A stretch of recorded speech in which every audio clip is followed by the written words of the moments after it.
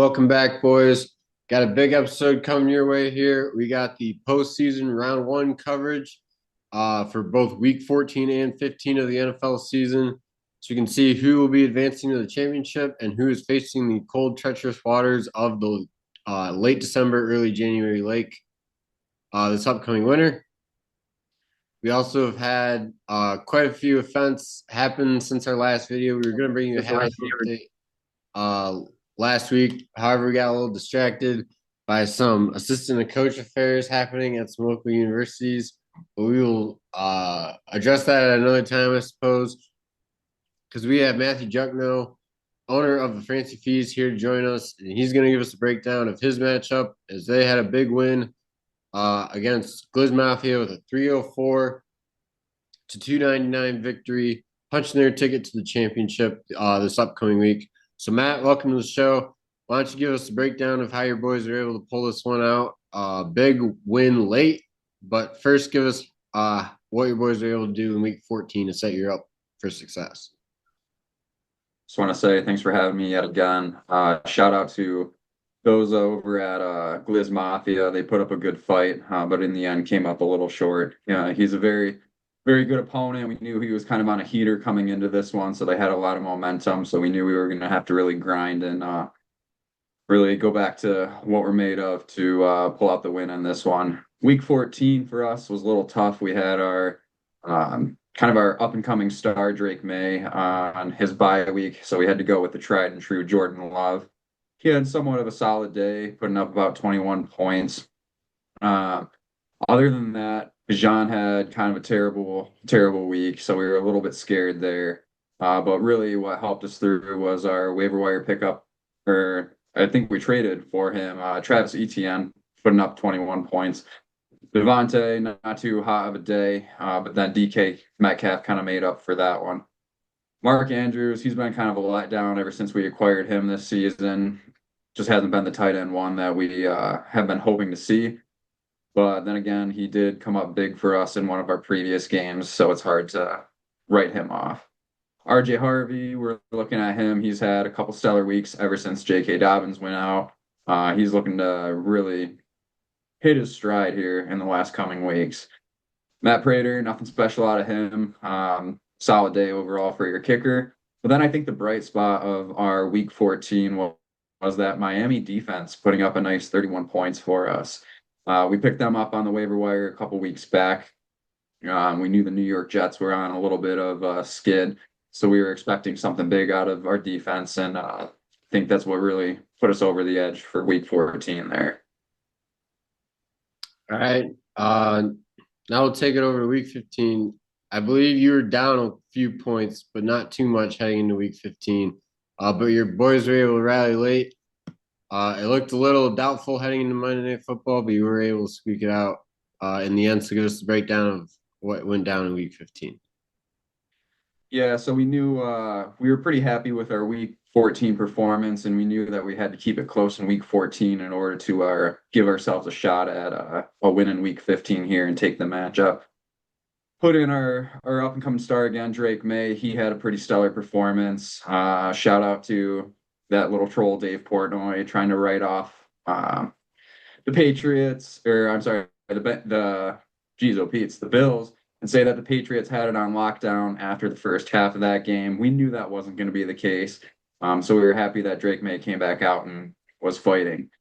Bijan Robinson, big bounce back day for him. We are excited to see he's putting up more of his normal numbers. And ETN again having another stellar performance for us, so he's kind of peaking right at the right time. Devontae Adams going out, and I believe it was I don't even know, probably the fourth quarter of that game, whatever it was with the hamstring injury. We'll kind of see where that one pans out. Taking it day by day with him. Hopefully he can get some hamstring massages or something and be back to go ready for this championship matchup. DK Metcalf, another solid performance out of him. And then the bright spot of our week 15 was another waiver wire pickup in Darren Waller there. He's no stranger to the Fancy Feast organization. We picked him up having full faith that he knew what we stand for and what we do here, and he showed up with a huge day, giving us the little victory over Gliz Mafia. RJ Harvey, nothing special out of him. He lost a fumble, I believe, in the first quarter, and he was benched for a little bit there. Had to kind of teach him a lesson, but that's how it goes when you're a rookie. Just learn to hold on to the ball. San Francisco defense, nothing special out of them. A little bit of a letdown on that front, but the performance out of um, Darren Waller, Bijan Robinson, and Travis Etienne, kind of our star top two running backs there, were enough to get it done. All right, very well said, and very well fought performance. Able to squeak it out with only a 5 point victory in the end.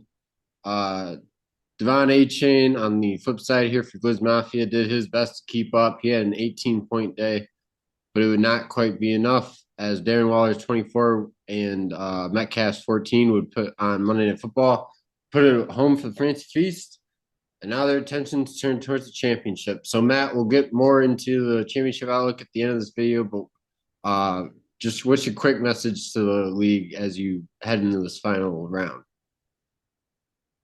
Yeah, boys, it's been a great season every year come late summer, early fall. Looking forward to getting back together with you boys. And here we are at the conclusion of yet another fantastic, fantastic fantasy football season. Some of our wins may not have been the prettiest, but in the end, again, they don't ask how, they ask how many. Best of luck to the Philly Cheagles over there. But we at Fancy Feast, we believe in our team, and we're going to give you one hell of a fight. Congrats on a solid year, boys. All right. Thanks again for joining us. Everyone stay tuned. You'll see Matt again at the end of the video. We'll give the championship preview.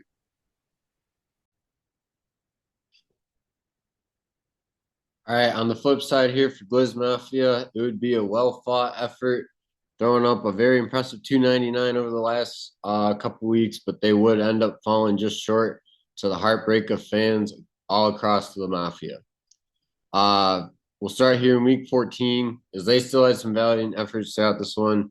Dak Prescott got into a shootout with the Lions, able to get over 23 even though they lost, but still a good fantasy day out of him.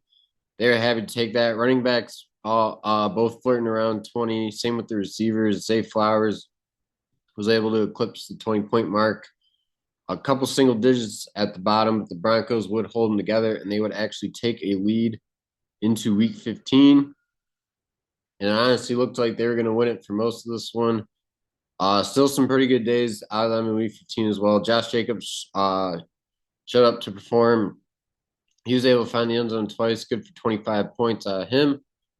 The receivers had themselves a pretty solid day as well. George Kittle was able to notch 21, finding the end zone. And then good days out of the specialists and the kicker as well. Defense and kicker, I should say, with Seahawks and Fairbairn. It was looking like they had a good chances you could ask for hanging in Monday Night Football. They had Devon A. Chain still left to go. He still had himself a pretty good day, notching 18 of his own. However, it just would not quite be enough to hold off Darren Waller and DK Metcalf. And the Gliz Mafia would fall once again. This is now 7 playoff appearances for them without a championship. And we will see the 7th new champion crowned this season, as neither team in the finals has won one yet. So it will not be Gliz Mafia. Perhaps they could be the 8th next season. So we do wish this club best of luck next season. We do know that they are tired of hearing that over there, but who knows? Maybe next year will be the year. Although we did say that this year as well. All right, going back to week 14 for the other side of the bracket. We had a much slower scoring affair in this one, but it would be the Philly Cheagles squeaking out the win, 255, 245. And they don't ask how, they ask how many. So all Philly Cheagles know is that they will be going to the championship and they will have a chance to punch their name right on the trophy for the first time in franchise history. And it's a good thing they don't ask how, because in week 14, Jalen Hurts did his best to hold his team back. He had 5 total turnovers, including 2 on one singular play, which I did not even know was possible, but he found a way to go dash 6.2 on a single play, throwing an interception, then getting the ball back on a fumble before fumbling it himself. So that was unfortunate to see. However, the rest of the team would pick up the slack behind him. You see lots of double digits here. Michael Wilson with a big 2 touchdown, 36-point day. They would lose the Rams, but that was the Cardinals' only 2 touchdowns that day. So definitely doing some proper ball hogging for fantasy purposes there. Then Jake Bates, 3 made field goals and 5 made extra points, good for 18 points in the big win over the Cowboys. Would set them up nicely. Flip side here for Cleveland Steamers, Patrick Mahomes also let down at the quarterback position. Just a lot of turnovers for quarterbacks in this one. He also had 3 interceptions. Bucky Irving and Neal and the running back position would pick up the slack a little bit with 17-16. And then very good performance from the specialists. Texans defense, 3 interceptions, good for 23 points, and Dicker the kicker, 5 made field goals and an extra point, good for 22.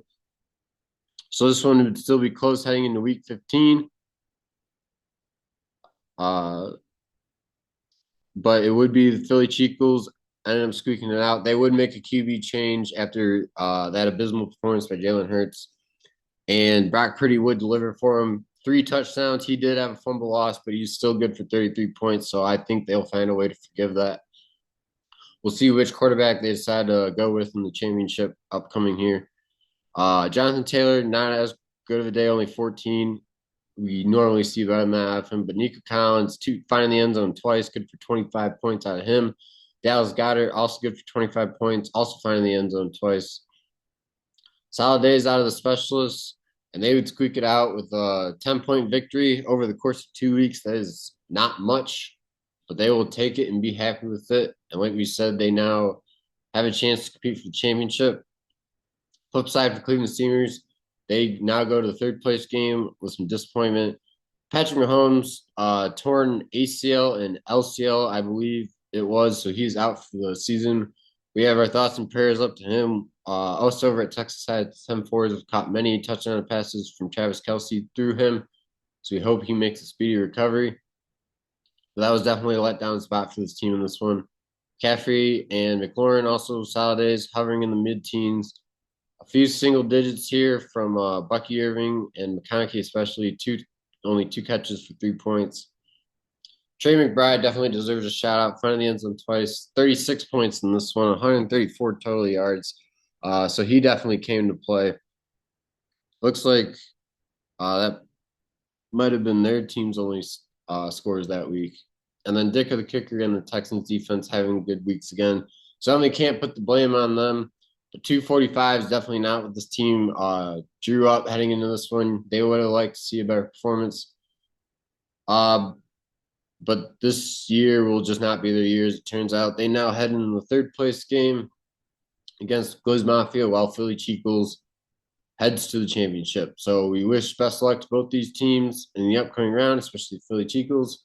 And we'll see what happens and where their final fate may lie. Now heading over to the fan favorite tournament of the Toilet Bowl. Not as much of a prize to play for, but definitely some humiliation to determine who will be jumping into the lake in the cold December/January waters. Still some very exciting action to cover. We'll start off with this one. FaZe Cav, one of the higher scoring teams in the league this season. Did not necessarily translate to wins for them, which is why they found themselves in the Toilet Bowl. But a big 352 to 277 beatdown of Sick Mistakes, who came in at 3-10 and now find themselves in the Toilet Bowl finale. We're going to skip through week 14 because this video is going to be long enough as it is. And it's only the Toilet Bowl, so no one cares. But Josh Allen, both quarterbacks had a great day in this one. Stafford had 25, but Josh Allen fired back with 3 touchdowns, good for 30 out of him. And then Trey Henderson, just an absolute monster performance, 2 touchdowns, 33 points. Behind that, Puka Nacua, 30 points. St. Brown, 40 points. I mean, that's 4 30-point performances right there. We haven't even gotten the back half of the lineup, which would be a little weak when you have a top-heavy performance like that. And they had a 180-point performance in week 14 coming into this one.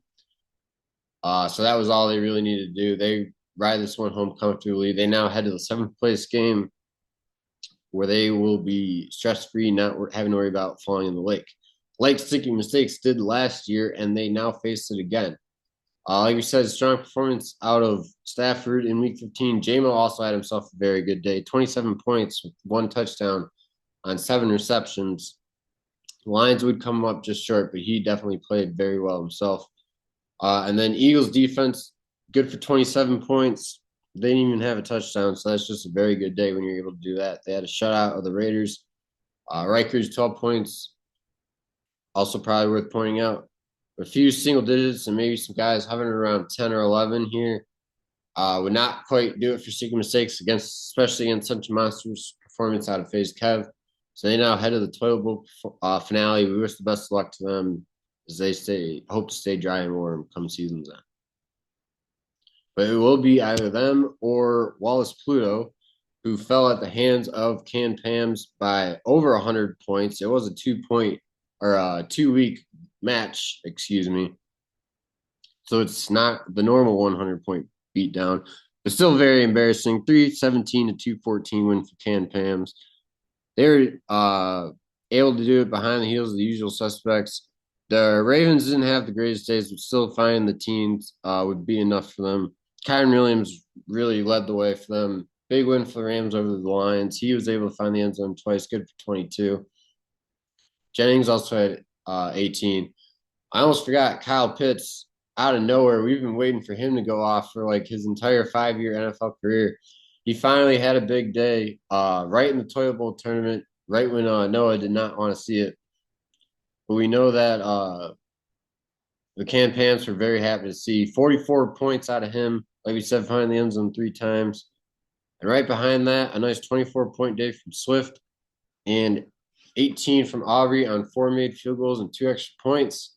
Be enough to send them to the 7th place game. Nice, safe, dry, and warm.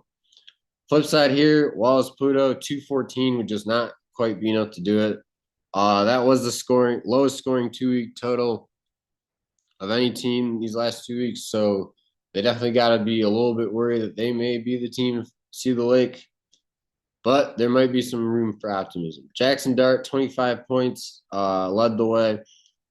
We got more performances out of that. They will stay safe and dry, but it did not look to be the case. Gibbs with a rare single-digit performance. And Zonovan Knight, -2 yards, good for a negative final score. Chase had a solid day. No touchdowns, but 10 receptions for 22 points. But Jefferson, Bowers, Ferguson, and even Loop single digits would leave them just short. Commanders, 20-point performance to round it out, but still not quite enough. Like we said, Wallace Pluto now facing the Toilet Bowl finale against Sticky Mistakes.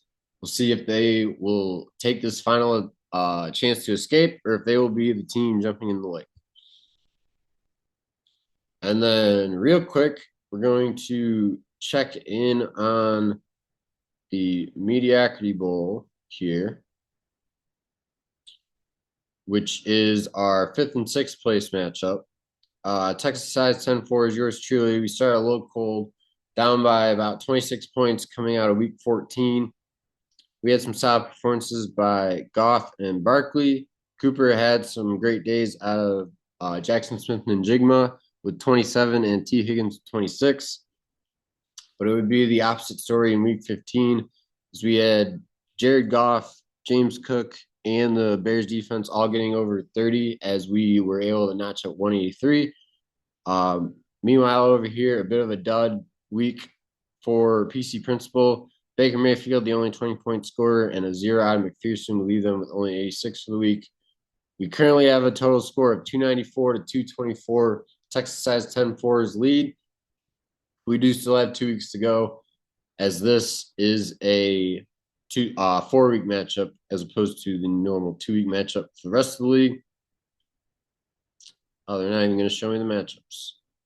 But, okay, we'll rifle through the matchups real quick. First off, in the 7th place game, we got FaZe Kev taking on the Can Pams. Not much to play for, just a measly $8 on the line in this one.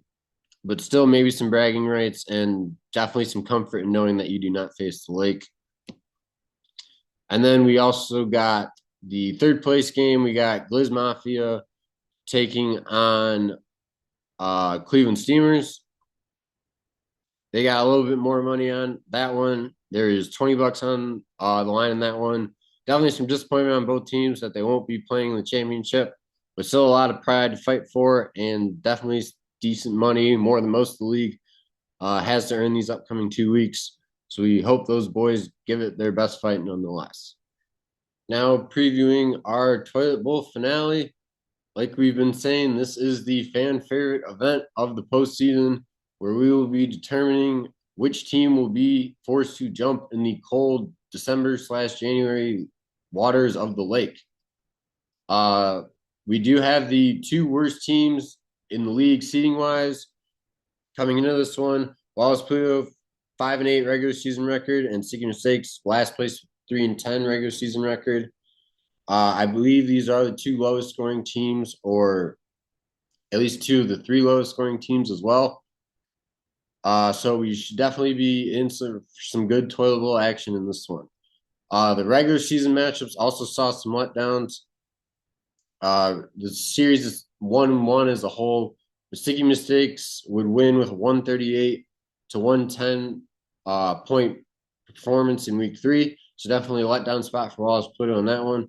And then both owners with a little bit of a letdown in week 11, as it was only a 113 to 97 point victory for Wallace Pluto. So we are anticipating much of the same kind of action in this one. We'll see if one of these teams maybe wants to avoid the lake and plays a little bit better than that. But historically speaking, in this finale, that is doubtful. We expect low scores. All right, we're now back with the owner of the Fancy Feast, Matthew Juckno. Matt, give us the breakdown of your roster here and what we can expect to see out of your boys heading into these final 2 weeks. Yeah, so I first want to make a giant shout out to some of our assistant coaches. Their job scouting out the waiver wire this year has been absolutely phenomenal. They've clued us in on some very key pickups for us that have led to some wins down the stretch here. Kenny Gainwell was one of those. Cade Otton didn't do a whole lot for us, but he did come up big a few times there. The other giant pickup on the waiver wire was Darren Waller, as you guys saw in our last matchup there. We might not be the prettiest team getting all the high point wins, but we're doing what it takes to get it done. We're very proud of Drake May for continuing his MVP campaign.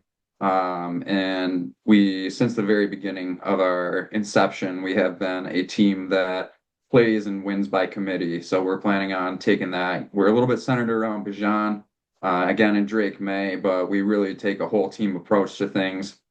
And we try and get it done. Whenever one player's kind of having a bad week, it seems like somebody else is always there to pick up the slack. All right. Second championship appearance for this franchise. This would be the first time you guys win the whole enchilada. What would it mean to this fan base and your ownership group if you guys were able to get the job done? It's been a long ride for us. We started off very hot when we first came into the league. And then ever since then, we kind of took a little downturn, but we've been fighting and clawing our way back up. And I think I mentioned it last time. You just progressive overload and hope that you get better and better each season. And our fans kind of have come to expect that. So this would mean the most it can mean to any fan base out there. It's a nice change of pace for the league to see one of the different teams winning it, not the usual suspects. So for us, it would mean a whole lot to the whole entirety of the team, the fan base, and those at home who are rooting for us. And I think we've picked up a couple new fans along the route this year. I think that is a safe bet to say. Before we get out of here, any final thoughts for your upcoming opponent, Philly Chicos, or anyone else from the rest of the league? Cleese was on a nice little heater going into it. Blake has been kind of on fire all this season. But every once in a while you're due for a dud, and hopefully this blind squirrel over at Francie Feast continues to find a nut here. All right. Very well said, Matt. Thank you for joining us, and we wish you best of luck in these upcoming championship rounds. Thanks, boys. Good luck, Blake. And now on the flip side here, we're previewing the roster for the Philly Chicos. They come into this one at 9-4. They've been a dominant force all year. Very strong roster. Jalen Hurts has been the starting quarterback for most of the year. However, they did turn to Brock Purdy this last week.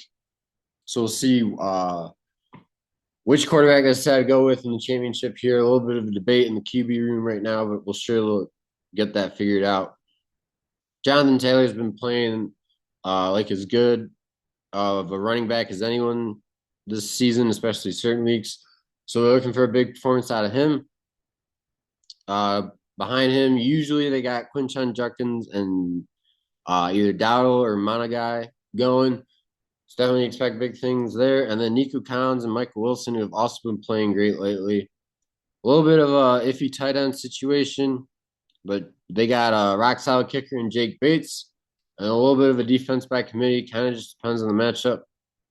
But a very strong teams, fought very hard all season. This is their first championship appearance in franchise history, so obviously this would be the first championship if they were able to win it. So we know the fans over in Philly are very excited for this one. They're looking to bring that glorious trophy home and have a parade there. So we'll see if the boys are able to get it done for the fans. And we'll take a look here. This is now our final tail of the tape. Like we said, both teams coming into this one at 9-4. Fancy Feast is the number one overall seed due to winning the Michigan division and then taking the tiebreaker over the Cleveland Steamers. The Philly Chicos come in with an identical record and a better points per game by nearly 13 points. Neither of these teams have a championship to their name. Fancy Feast has one appearance, however. They did come up short. For the Philly Chicos, this is their first appearance. And this is a Week 8 rematch. That was a very exciting game. We saw Philly Chicos win by only 10 points, though, in a fairly high-scoring affair, 143 to 133. So you expect to see a similar level of excitement to that in this one. And we'll see who's able to take that glorious trophy home with them come season's end. So I'd like to thank you all for tuning into this one. We know this one was probably a little bit long. The last few have been a little bit long. We thank you for sticking to the end. We will hopefully have a halftime update with all the Week 16 action, as hopefully no coaches get fired to distract our production team this upcoming week. So you should have that to look forward to, and then we'll have the championship recap, toilet bowl recap, and season recap as a whole after Week 17. So we hope you come back for those videos. Like I said, thanks as always for tuning in. We hope to see you next week, and peace out.